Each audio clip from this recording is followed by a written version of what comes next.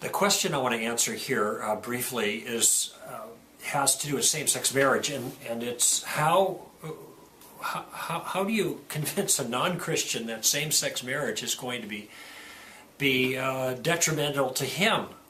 How is it going to hurt that person or people who don't share our spiritual convictions? And the difficulty here, of course, is that people have to see the long-term consequences of ideas, not just am I going to be hurt tomorrow with some same-sex couple living down the street or across town or something like that.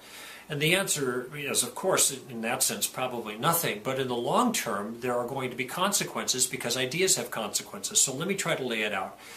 There are two options to the question, what is marriage? It is either something in particular or it's nothing in particular.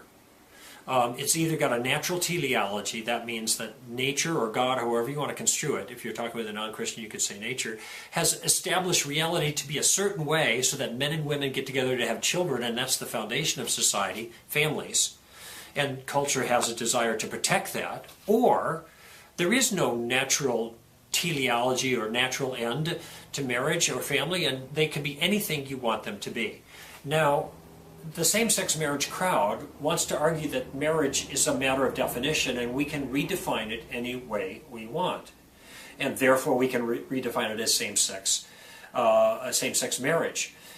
If we decide to go with same-sex marriage, we will be admitting to their point of view. We will be conceding that ground and saying that marriage isn't anything in particular, that it's completely a social construction and we can define it however we want.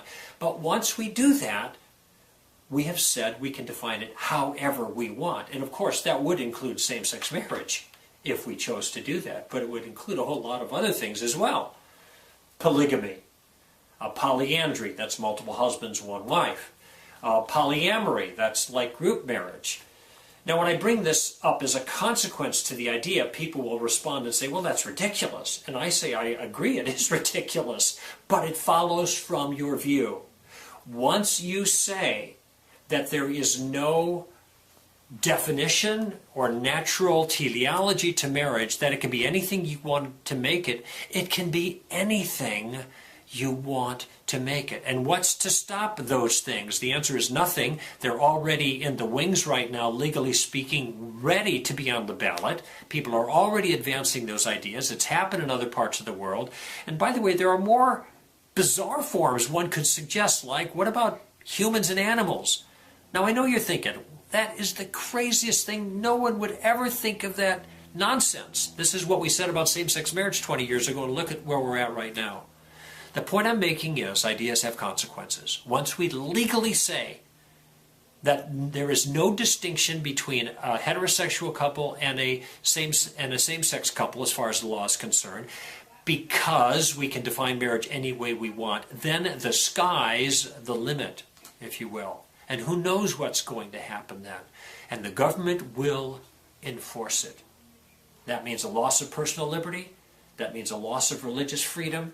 That means a violation of parental rights, and these things are already happening. There's plenty to be concerned about, even if you're not a Christian, if same-sex marriage becomes the law of the land.